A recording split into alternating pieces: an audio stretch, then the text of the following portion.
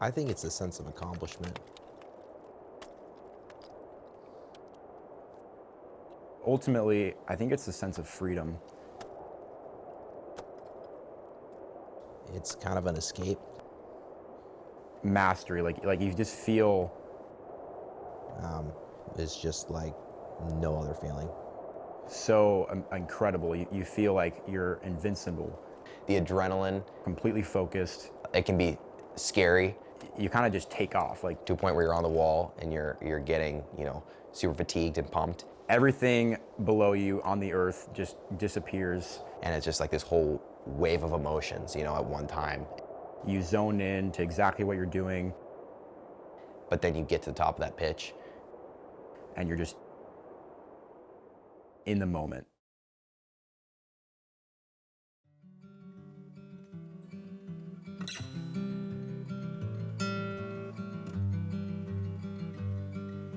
Do you want me to tell you my backstory? Is that how you want to do this?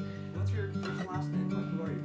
I am Dalton Borton. I was born here in 2003. Probably would not go anywhere else. I was actually born in Anchorage at a hospital there. I've lived up here my entire life, and I love it. I'd say pretty grade A answer would be my dad, my father, kind of introduced me to the outdoors and being an outdoorsman, and then from there it just kind of skyrocketed after, he did his dad-like things, and Ever since then, I've just been anything from fly fishing to ice climbing to hunting. He's really kind of brought me up and taught me everything I know from this point forward. And my mom has always comforted me, but she's super nervous when I do all this fun stuff. But it's always enjoyable with those two.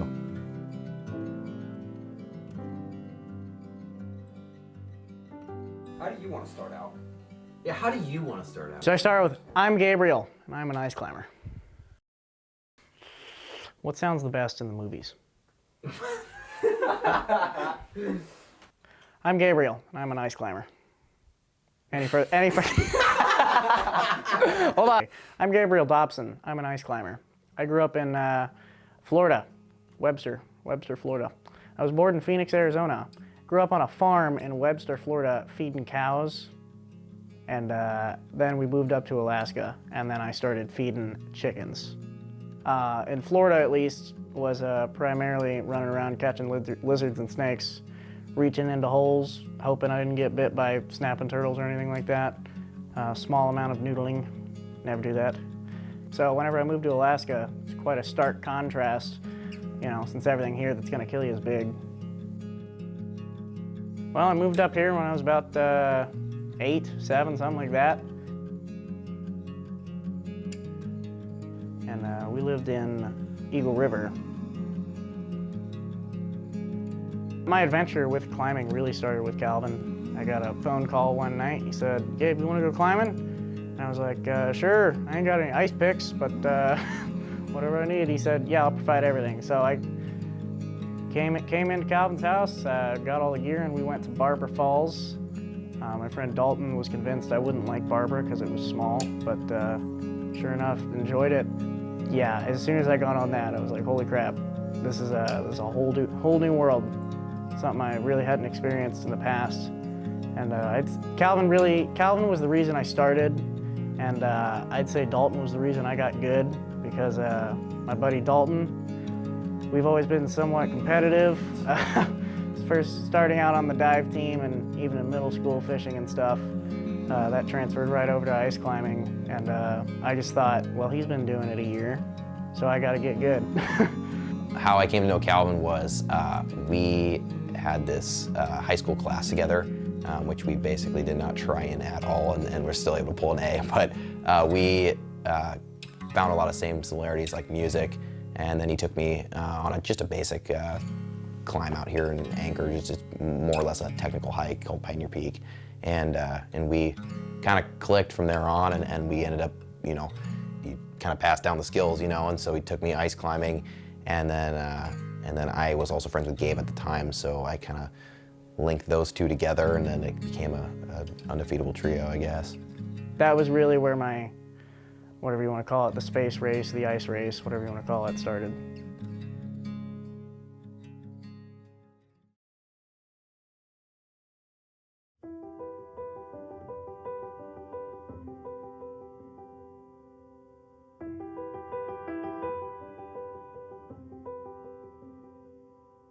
Adventuring started when I was really little for me. I grew up on the East Coast in Philadelphia and Florida, kind of jumping back and forth. And to me, adventuring was going out in the woods and building forts with my sister and catching frogs and all that jazz. I read a lot of books when I was little, and I still do. A lot of those books were, kind of sci-fi, fantasy stuff, where there's a lot of adventure elements. You think of Lord of the Rings, where you have Frodo going off to, throw the ring in Mount Doom, or Bilbo going off to slay the dragon. And that sense of adventure really resonated with me and inspired me. And I would always go out in the woods and imagine myself off in this mystical land and kind of lose myself in the adventure. And that started when I was just a little kid. I mean, when we moved to Philadelphia, we were dirt poor, and my dad went out and found a house with a nice big backyard because he knew that he had a son who liked to play outside. And so encouraging that sense of being an outdoorsman and going outside and exploring the outdoors, adventuring, that really is all thanks to my dad. About your day?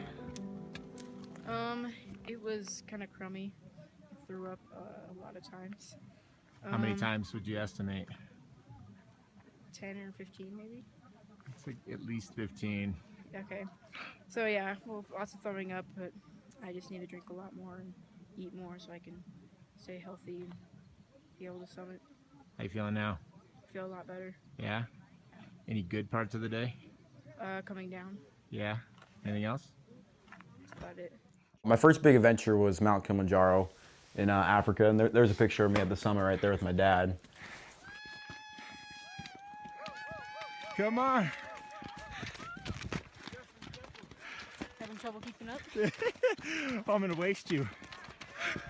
Totally waste you.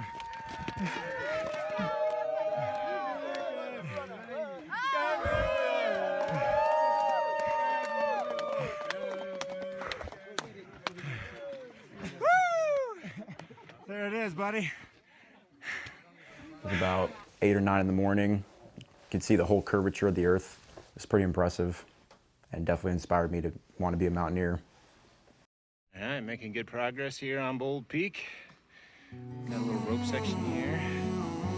Going up that point backwards. Going up that ridge right there. All right, so big day today. What do you think, Cal? We made Pebble Creek here. All right, we got the team out on the glacier. Pretty soon here we will get our first view of Alpamayo. Top of Huarapasca. Calvanius, 2 pitches down, how you feeling? Pretty strong. We're at about 18,000 feet. Yeah, Larry Doherty. There he is. The man, the myth, the legend, quite literally. He's my hero, to be honest with you. I mean, ever since I was a little kid, I want to be just like him. He's a doctor. He's a climber. He's an adventurer. He run the Iditarod. I mean, he, to me, is the coolest person I've ever met. And he's taught me how to be a man, how to be a climber, and how to be a good person. Larry helped me out getting on the ice. Mostly it's just being a role model, seeing all the mountains he'd climb from Everest to Aconcagua. And one of the big things that changed me in the realm of climbing is a present I got from Larry. It was a 70-meter half rope, and it was sort of a going away present as going to UAF and in-state college. He goes, I don't know how to think of Ah, That's so nice. That's sweet. Tell him what it is. but he knows what it is. a rope. It's a rope. No, It's a, yeah. It's a half rope, and then Dalton's got the other Dalton's got the other He half. gave me that half rope and gave Dalton the mate to that half rope. You spoiled us so much. Dude, I want to use this like right now. Why can't we not ice climb? like, we gotta wait. Which really sealed the deal for me staying in the state. I would say Larry kind of Lucky taught me the time. fundamentals. Yeah. Hello. Yo. He taught me how to climb right. Really what his premise was is like, get into it, I'll teach you the fundamentals, and then from there you can build off that and go do your own thing. And that's pretty much what happened. Is like, you know, I at some point I kind of was getting really good at basing down the fundamentals, and then Calvin kind of took off with Gabe and I, and we started doing our own thing, and rest history, I guess, so far. Ladies and gentlemen, we're going hard. What are we doing, boys?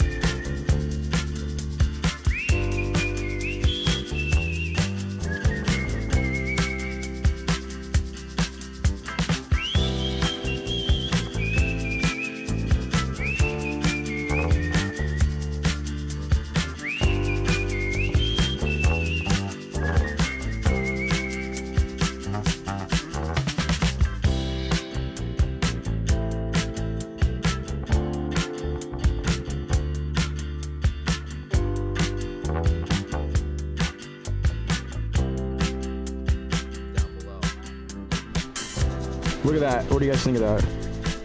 It's thin, but I mean, This is pretty cool, man. you could probably climb it. It just seems thin. That looks pretty good to me. I mean, How do you can see gaps?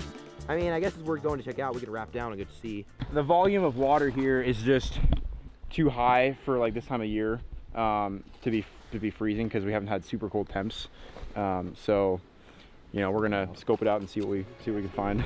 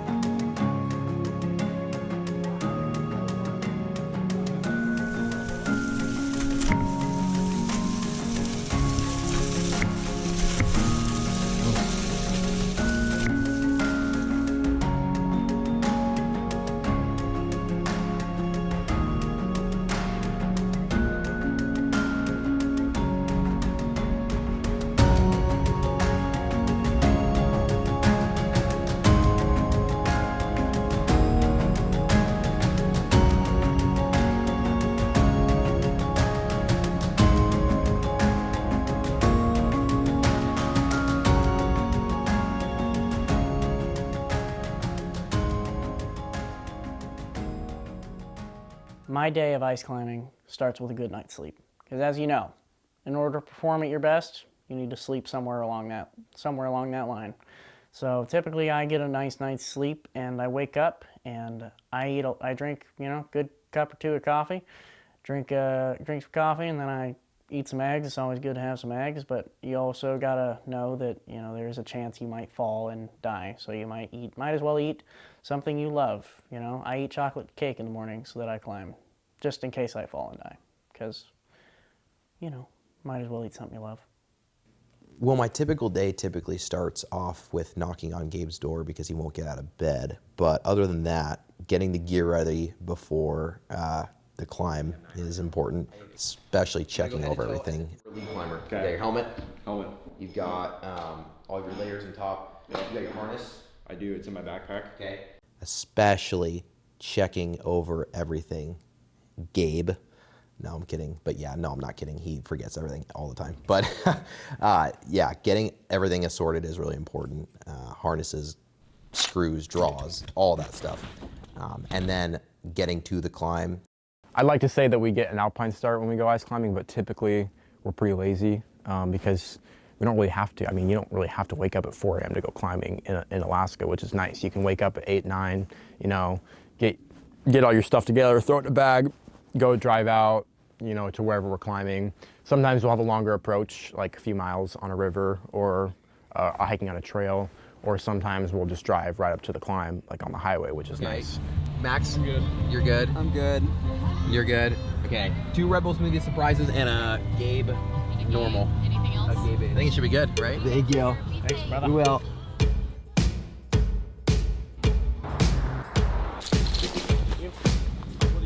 I'm always trying to volunteer to lead the first pitch.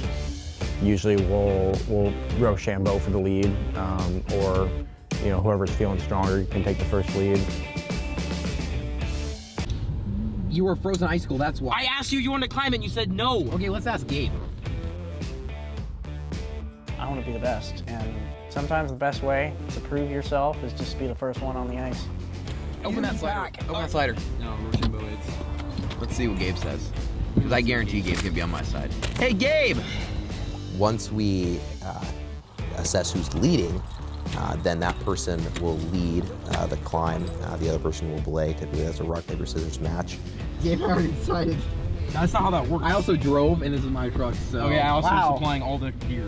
You need to belay more, because you... No, you need to belay more. Why does Calvin need to belay more? Yeah. Calvin... I'm like... Because you don't understand. It was negative, like, 12, and we were sitting there, and he was, like, on this wall for, like, an hour and a half. We do like to make fun of each other quite a bit, and I think that does kind of take away some of the, like, anxiousness that you'll get when you're about to do something really big. It's the fact that we don't want to let each other down, essentially, because we know if we come off that wall and we didn't do what we were supposed to, we're going to get hammered for it.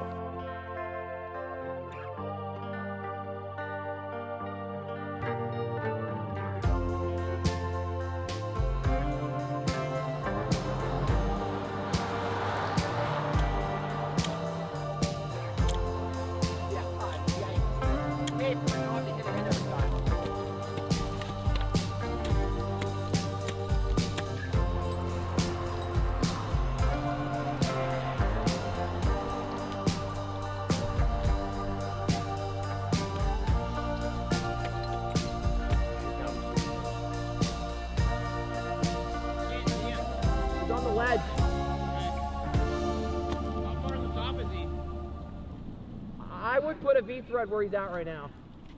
I'm going to tell him that. Gabe! Yeah. There's not much good ice above you. I think that would be a good place to put a V-thread. Like after that wall you're in front of, it's thin. It's very thin.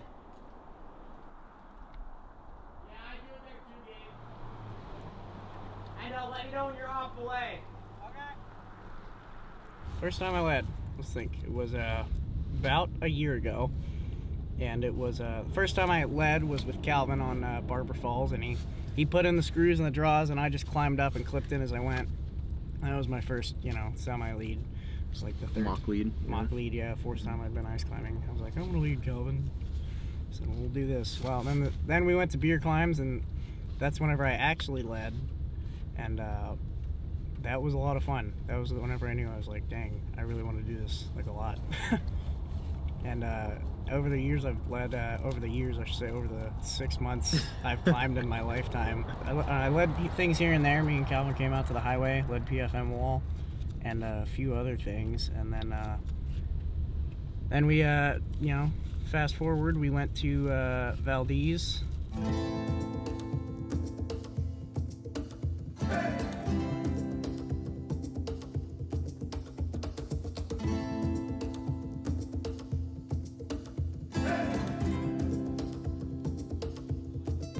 And the three of us, me, Dalton, and Calvin, we led Bridal Veil. All right, Dalton. Coming up the first pitch of Bridal Veil. What do you think? WI5 indeed. Yeah. Almost harder than I had anticipated. No joke. Hungary. About real far. And a few other mixed routes here and there. And that was a ton of fun and extremely difficult. Never would have expected Bridal Veil would be that mentally challenging. Is he going? Man, you sure taking a while. He's taking out this screw. Okay, lower. He's ready. All right, lowering.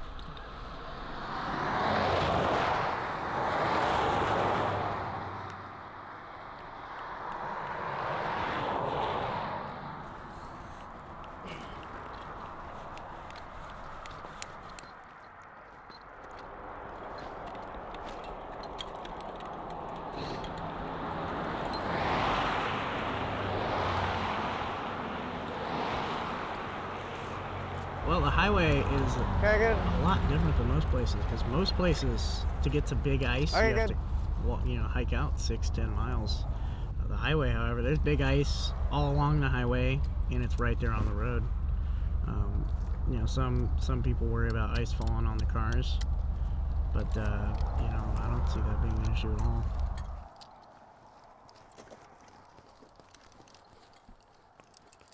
Good. Nice job, teammates. Over here, man. Good stuff, man. Thank you. I'm very impressed. I used to love the visitors, but today, whenever 7 cars had pulled over and there was 10 people watching me as I started my first lead of the season, I was just like, God be with me. This might not end well. Barface!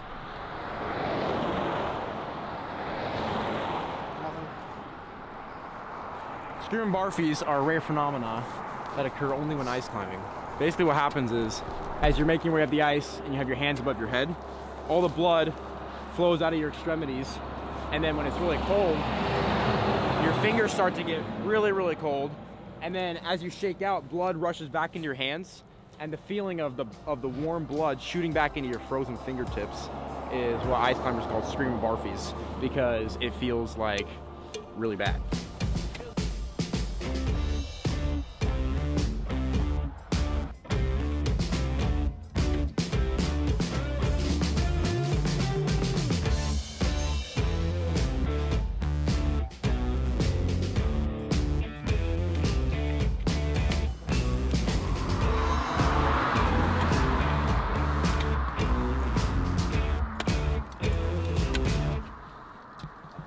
From the other side.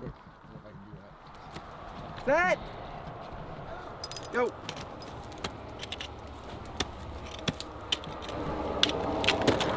Calvin is currently speed climbing, which is very, very important that you stay fast on belay, because at any point in time there's a lot more likelihood that he's gonna fall. So you gotta make sure you're staying on top of it, even when the rope's cold and gets worked up in the ATC.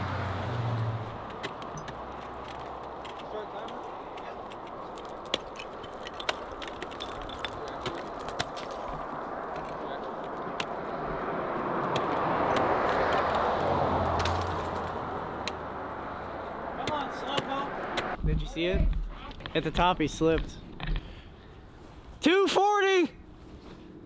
Yeah, buddy. Ass face.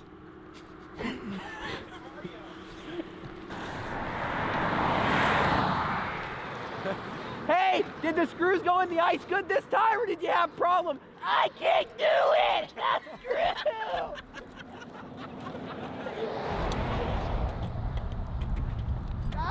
I can't see thread!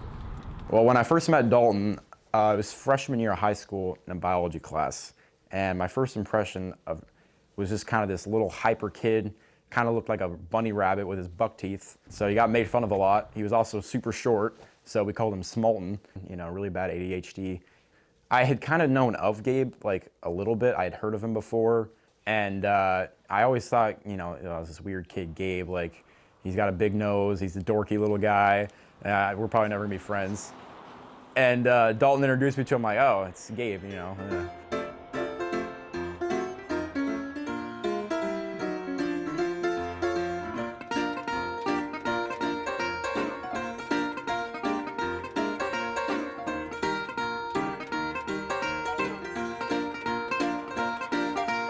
And then Gabe and I started talking about finance, and we started talking about real estate, and I'm like, oh, this guy's actually pretty cool.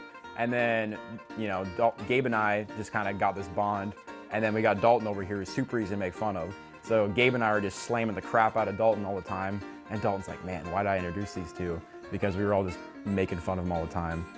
But ever since that moment, we kind of just bonded. But I think the turning point was probably last year. We went on a caribou hunt together, and we had planned it out a lot and in advance, but it kind of ended up being this last minute thing because we weren't sure if it was going to happen, and we kind of just threw everything together and drove 1,000 miles north to go kill some caribou.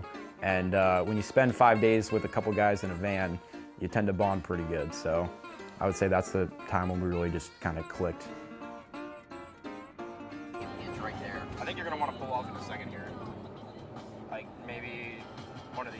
depends on what we're climbing, though. This we guy can go a little further.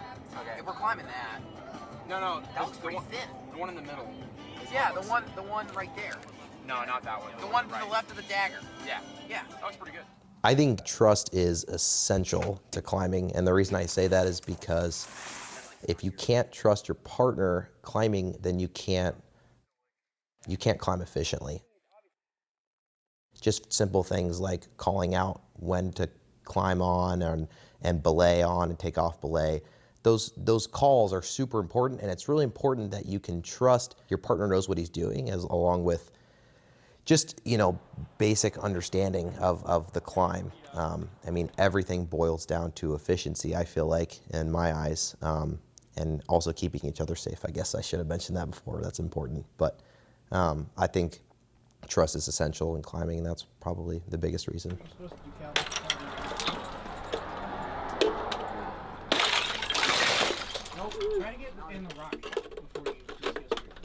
I think in order to have trust with somebody, it's really crucial that you have a personal connection with them, like you're friends with them, or maybe there's somebody that you know really well. I think that's really critical because in order to actually trust somebody, you have to know what their capabilities are. You have to have been through experiences with them and seen them persevere through hardship. Nah, up right, Gabe. Sign that AIDS. Up in that pull out. Yep, sign that AIDS. Dalton and Gabe, before we started climbing together, we went on this hunting trip. We went up to the North Slope, and we were kind of forced to rely on each other's abilities up there. And I think that was a really pivotal moment in our friendship because it kind of launched us into being able to climb together very efficiently and very easily because we all had this fundamental trust for each other just because of what we had done together, So I think building experience and building relationship with people is a definite mandatory precursor to being able to trust them. Ah! That looks terrible.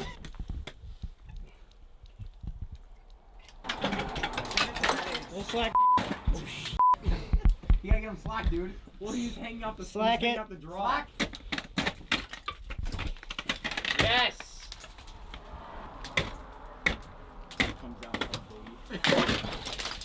Did it actually move over? Yeah, he did. Watch me get the drawing. Yeah, Gabe. Let's go! Essentially, when you go climbing, if you can't trust somebody, that takes your mind off the climb. And in order to perform at your best and accomplish everything you need to accomplish for that day, such as leading a pitch or pulling someone up, you need to have your mind totally focused on what you're doing. And you can't have your mind totally focused on what you're doing if you're trying to focus on what someone else is doing or what they're not doing. Yeah, Gabe! Let's go! Who's gonna do it?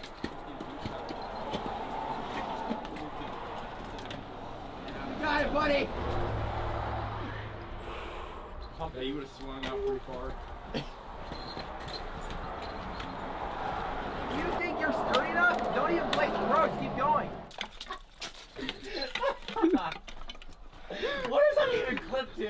A screw, a bolt, an anchor. Okay. I don't trust that slack, that tap. Oh.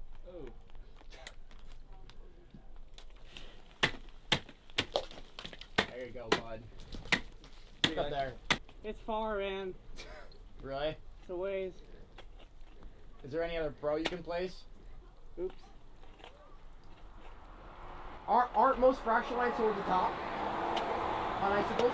Okay, Gabe. Yeah. Most fracture lines are at the top of icicles, so just try to be careful when you place your stuff. Well, this isn't free hand. You got the support.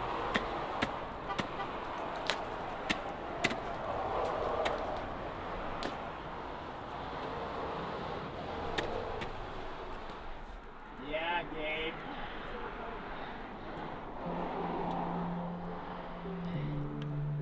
Slack! You got it.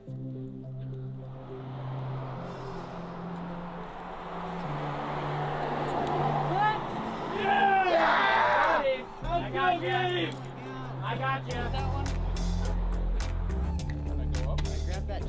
gonna take that draw? Woo! Yeah, wow. Try to keep it still as possible. Damn. Damn. Oh yeah. Okay. That was nutty, Gabe. That was nutty. Again.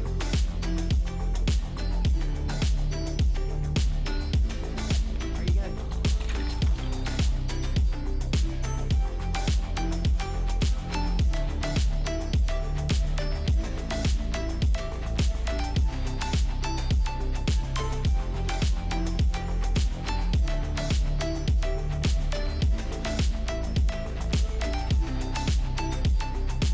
They're a big part of my life, and they sometimes, you know, the insulting and the, you know, roasting each other can get to me, but ultimately at the end of the day, you know, we're still boys, and we're always going to be that way. Doesn't matter what we're doing, we're always pushing each other to be the best, and that's really what climbing is about. I consider us just, you know, brothers. It's kind of like a brotherly, like, you know, BS with each other, you know, like, you know, punch each other in the shoulder and mess around, because we've gotten to the point now where it's like, you know, we're like brothers, practically, so that's cool.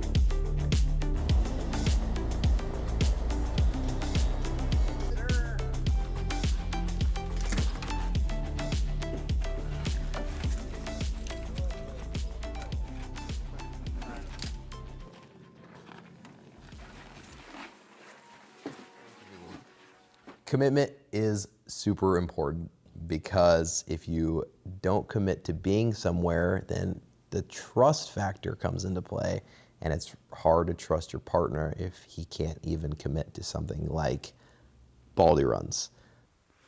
In climbing, a lot of commitments you have to make. One of those commitments is training. In our case, we use baldy runs. Now what that means is getting up at 5 a.m. and going and climbing a mountain in the morning, just because, you know, that's a good way to start your day, and it's certainly useful whenever it comes to climbing.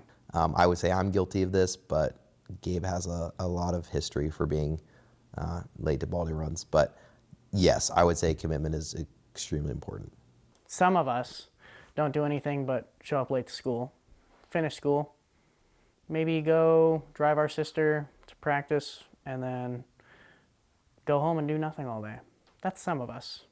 And then some of us are going to work all day, every day, Monday through Saturday, and occasionally on Sunday.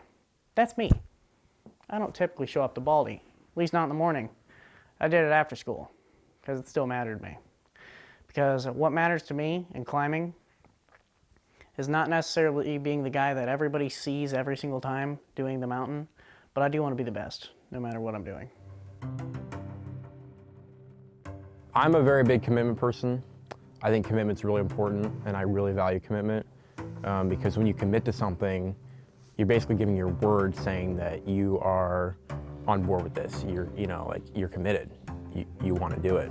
And so I really value commitment in my friends, commitment in my climbing partners, because it really honestly just sucks when you're planning this climbing trip and then your buddy flakes. Like, nobody wants that, you know? So I think commitment's really important, and I think the best way you show commitment is just through having a good track record, you know, showing up. If we plan out a trip, you're on time, you're early, you're asking what you can do to help. And so when I see that from Dalton and Gabe, that really encourages me. For an activity like this, you kind of have to, you know, say that you're in or out. That's just kind of simple as that.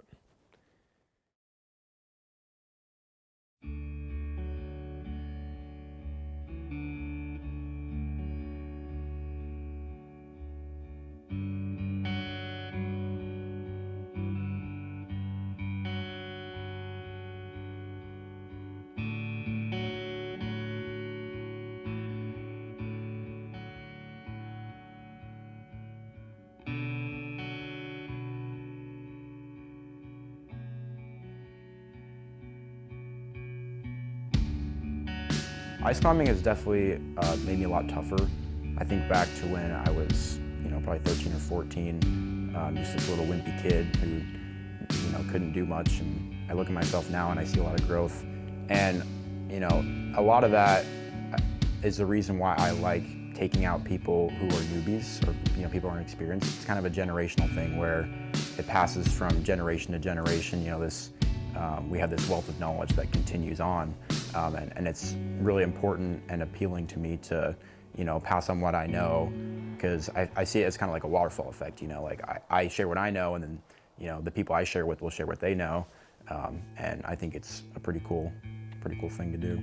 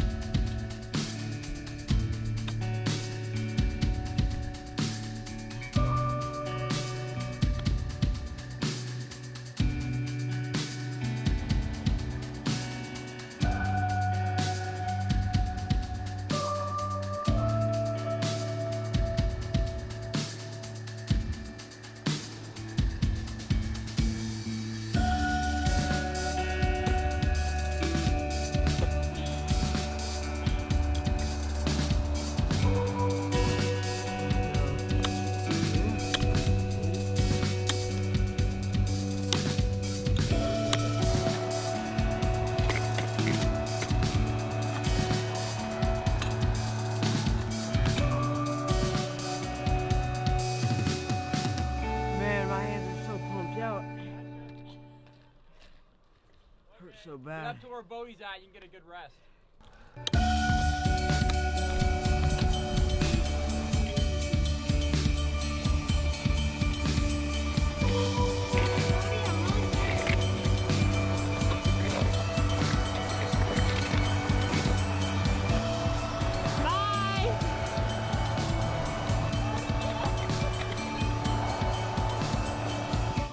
I think it's a sense of accomplishment, to be honest. I think that, well, I think it's two things. I think one is the rush of excitement I get, especially getting, and my second reason would be getting other people out on the ice. I think I really, really enjoy teaching, and I've come to find that the past couple of years, especially taking new people out ice climbing. It's a really rewarding feeling, just like taking new people out fishing or hunting.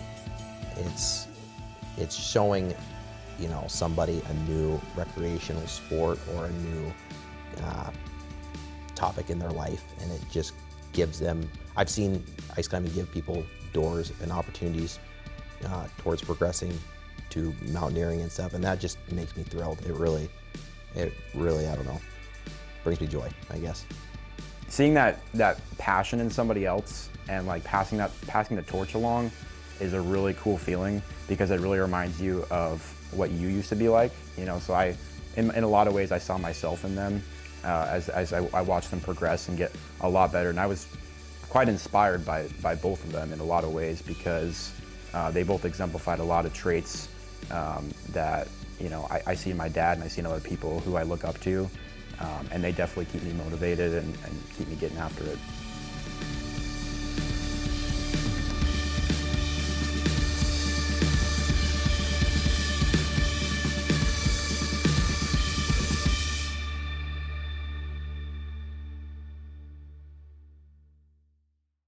Well, mine's already melted That's off, probably all so- we need then. And you have propane? Yes. Okay. White gas. Lounging? I was considering bringing the teepee. We could use that as our meal tent. We could set up the table in there with chairs, or something like that. I would bring some like camp shoes. I'm gonna bring some, because I don't want to wear my Kivas the entire I think time. I'm just gonna wear some, like, bring some big boots. to get my Oh feet yeah, warm. maybe I'll do that instead actually. Yeah, just bring some big boots. Make sure everybody's got their, you know, crampons, harness, blade devices, helmet, headlight, flashlight. Yeah, make sure everyone brings a headlamp, definitely, and extra batteries. You probably can, yeah. Water jug, who's bringing I that? got that. Okay, I'm bringing a tent. I'll bring a heater. 20 TP. liters of Say you're gonna ask your dad. Oh, I'll ask my dad, alright. Okay. Yeah. I'll bring an aid kit. You'll bring an inReach. head trauma. I got toilet paper. Look at that. WF6. You're so close, Dalton. It's okay, because we need that end. Yeah. Sexy. Calm down, Calvin. Okay, then we also got Keep it PG. candlestick. That looks easy. That looks pretty easy. Lizards and If it's in fat enough. Let me see that actually. I want to look at that. All right, I'm already seeing my route. Dalton's like, we got to get some of the moss. Go periods. Climb on the side. Bodie's gonna be at my house 8. We're gonna load up my wheeler. We're gonna leave here by 8:30. We're gonna be at your house by 8:45. That means he's gonna be at our house by That means 9:15. he's going to wake us up at 8:45. No, it means you're gonna sleep until 10 and miss it, Gabe. Yeah, that's 100%. And then you're gonna forget all your crap.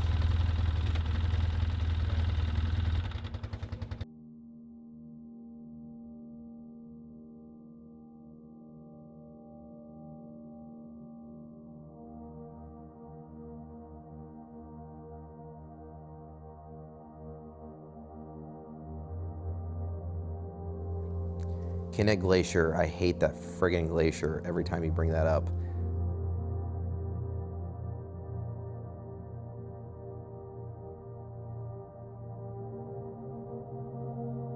Kinnick for us was somewhat of a colossal issue.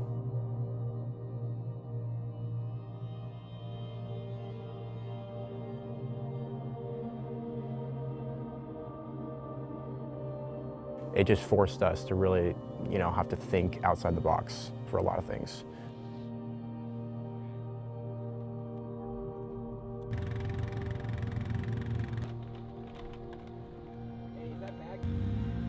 It was cold, it was like -15. And it was like kind of a survival situation, I would say. If you could imagine everything going wrong at the same time, that would be us.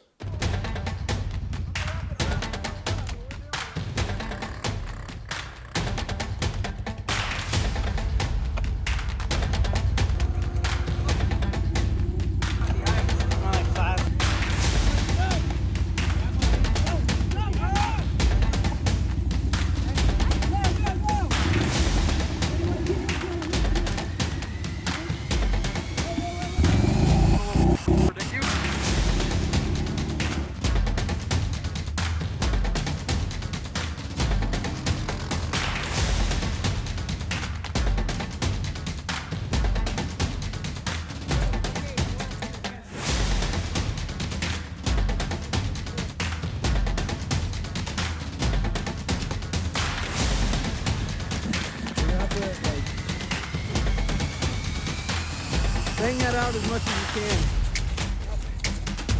especially the front.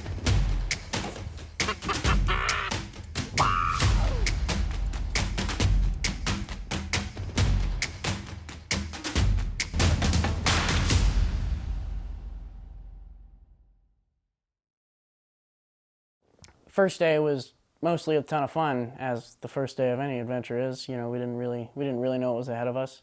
After the snowstorm set in and covered our already 2 feet of powder, the four-wheelers weren't going to make it back, and we originally had enough gas to make it both ways, but with the chugging through the powder and our lack of understanding where the trail was, we had ran out of gas at that point, and then our wheelers sort of didn't do so good. They sort of broke down on us, and we were essentially stranded. So we've been stranded out at Kinnick, and we've resulted to eating frozen Red Bull out of a can with our fingers. We're using this cup. Let me see that. Like this. This goes like this. That's some calories right there. Now I know how exaggerated the TV shows are of how to stay alive in the wild. That right there, that'll keep me going for about 2 hours. So. How about our food rationing? The joke is. The second night came around, and that's when I feel like it's weird. Like, as humans, we all just kind of clicked, and we all created a little team, and we just huddled up, found our roles, and we went to it. With a stall axe, ice driftwood. Try chopping actual ice. Try stacking That's actual like ice. snow aids. Nah, it's ice aids. All right, so you want to explain to us what we got going on here Oh, today? it is here. Found it. Okay, so our little operation. I'm the brick mason cutting the bricks, and Gabe's the bricklayer laying the bricks. So we make a little fort here, little fire action, little seats action. get away from the wind. With this wind chill, we're probably sitting around 0 degrees. It's pretty cold. We just dug a log out. Basically, we're staying here another night because we have to. We just called and there's a storm brewing that direction. You can see it on the camera, and no one can come pick us up tonight because our wheelers are donezo. Everyone, you guys were creating fire. We were creating snow blocks to build the around the fire, and it just all really worked out. I was really impressed with how we did. We recreated a situation that was not so good and a little frightening, to be honest, and was all fun and jokes when we were passing around the meat stick. All right, Grandpa Jim, AKA Big Jim. This sausage is literally saving our buns right now, so thank you. Bussin' mussin'. it's pretty dang good. That was ridiculous. Why'd you just say that? Because he's not going to understand what it means.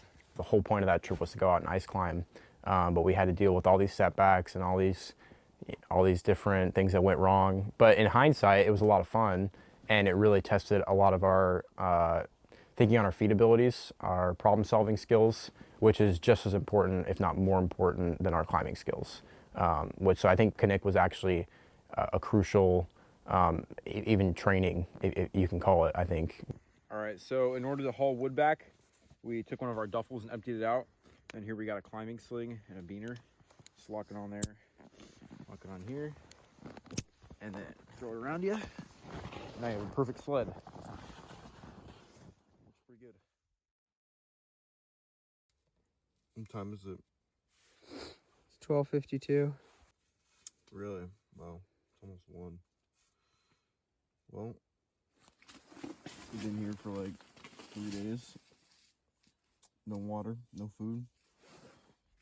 Pretty ready to get out of here. What about you, Gabe? Pretty well in the same boat as you, Calvin. Stopped feeling my toes a couple hours ago. Yeah. Sleep was non-existent. Got like maybe 2 hours. So right now, Gabe and I are buddied up in my bag to conserve warmth because we don't have any fire or source of heat. Our propane ran out on our first or second day. So we've been huddling up together to stay warm. Yep. I'm feeling like really stiff and cramped. Cause like we've been working a lot and like haven't been able to stretch much or anything. Haven't had much to eat or drink. So I'm like getting a lot of cramps. Throat's super dry because I've been drinking in like a while. Yeah, just generally not feeling that great. So there's that. So we just met up with a guy back about 1.5 miles, and he gave us wood, dry wood, which is very, very beneficial, especially getting a fire started this morning because basically the only warmth we have is supplied from our own bodies, and if we don't get a fire started, we're going to be in for a rough couple hours. Another big important reason is because we need to get this frozen bottle of water over here melted. Yeah, shit's starting to get a little real. I will say that. At first, it was, just kind of, okay, well, we're in a sucky situation, but we're doing fine. And then the second day, when we didn't know we were going to get, out or not, that's when it really clicked.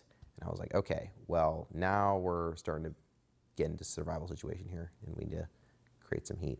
This morning. Yeah, like since I went to bed last night. Feel that super cup? That fluid radiation?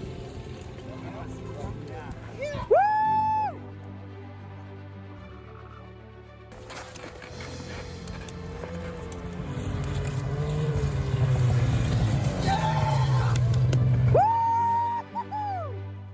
We had Bodie's dad come out and rescue us. He brought chili and some warm clothes, and that was super awesome. He got out there the third day, and everything was all right. But we couldn't get the six-wheeler started. Fortunately, there were these guys who had some friggin' dope trucks. The second rescue team. Second is best. They were jacked up like 6 12-inch lifts, 37s, 40-inch tires,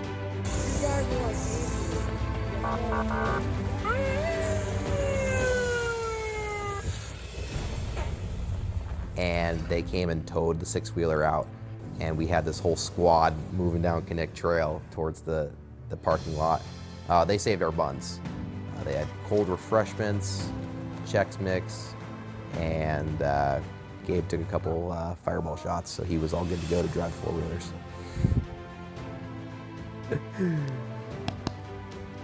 You can really turn any situation into a good situation if you got the right people. In the moment, it sucks, obviously, and it's like, why am I doing this? Why am I here? But after you're done with it and after you get back, you're glad that you went out, even though it didn't go the way you wanted it to. Setbacks and failures are just as important as accomplishments in the mountains, I think, because one, they teach us how we can be more ready next time, and two, we can really learn from our setbacks so that those setbacks don't happen when it comes to the real deal. Those setbacks can be anything from knots to rescuing someone from a crevasse. The more you know, the more knowledge you possess, I feel like the better, and knowledge comes from failure.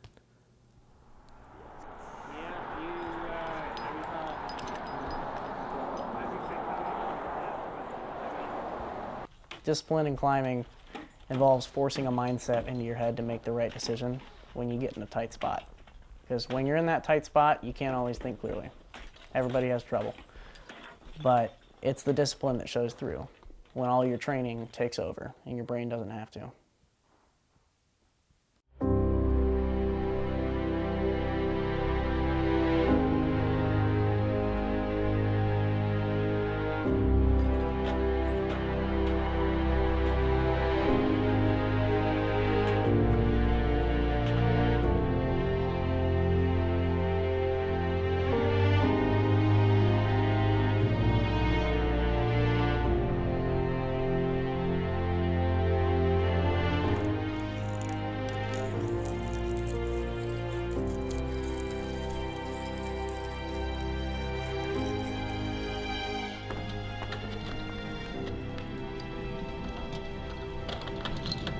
I mean, it's a fairly difficult climb. It's probably WI6.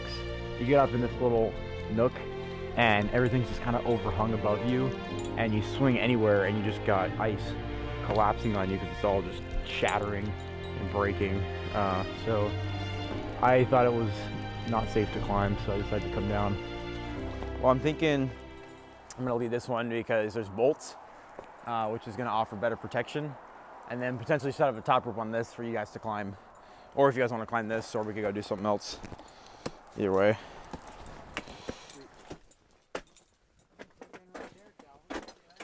Indeed. You got rocks behind you, you can put your feet in.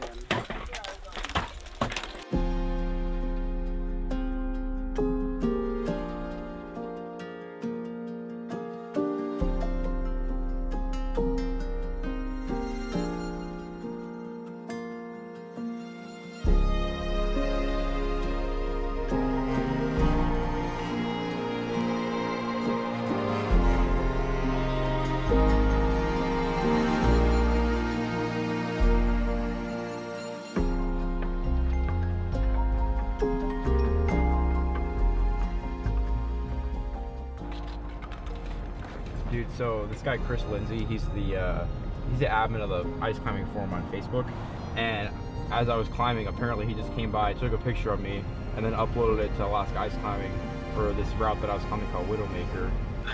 Hey, why don't you go on to Alaska Ice and go and look up Widowmaker. Widowmaker? Widowmaker. Okay, Widowmaker. It's on the side of the PFM wall? Yeah, look at the picture. Oh, wait, is that you? Yeah. Holy cow, that's a dope shot, man. Yeah, the guy, Chris Lindsay, just came, and I guess he was taking pics of me and uploaded it as a new route in the guidebook. The reason I think I like ice climbing so much, honestly, is because I've never done anything that's more difficult or more scary. There's no feeling like it of just having mere millimeters of steel sticking into frozen water and having your life hang off of that, it's a pretty jaw-dropping feeling. Do they have any draws? Do they all have draws? Climbing is something that you have to demand 100% of your focus to. You have to devote 100% of your focus to it. And that in and of itself is what's so special about the sport. I would say climbing has really changed me in a way to respect the terrain.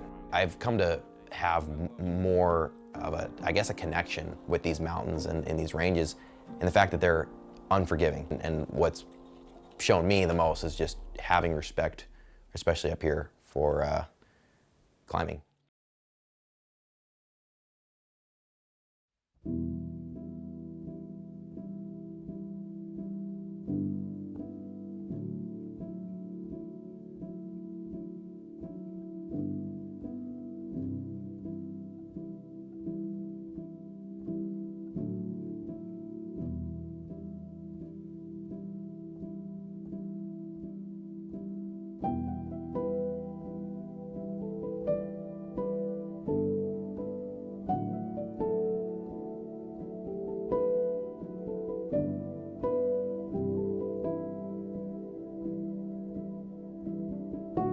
Climbing really is not about the top, it's not about summiting, it's about the journey, it's about the climb, which is the same thing with life. I mean, life, to an extent, is about the things you accomplish, but it's also, the bigger part of it is how you accomplish those things. I think the way that you get there is a lot more important than where you're actually going. And so I think that's, I mean, it's the same exact thing with climbing, you know. Getting to the top, you could helicopter to the top of a mountain, but it is in no way the same as actually climbing the mountain.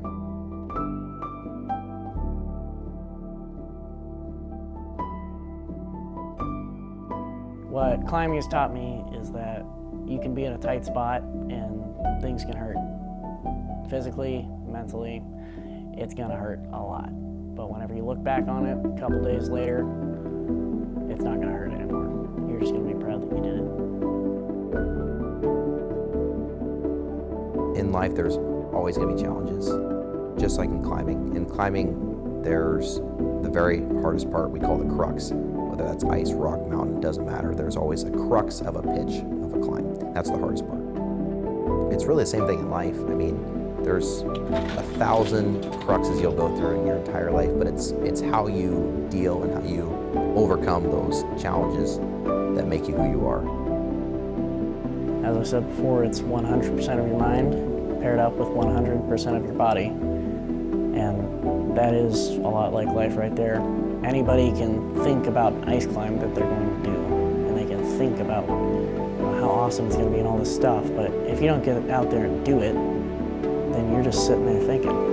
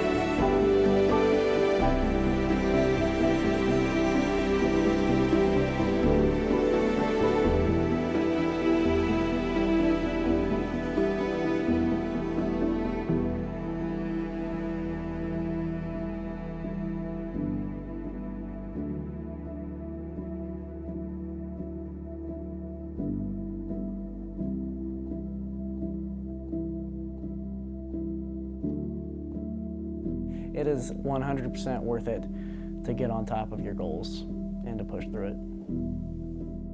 to be able to overcome that fear and take that leap is truly what makes you a human being, really. So do it. Take the leap of faith, jump in the cold water, one ice tool after another.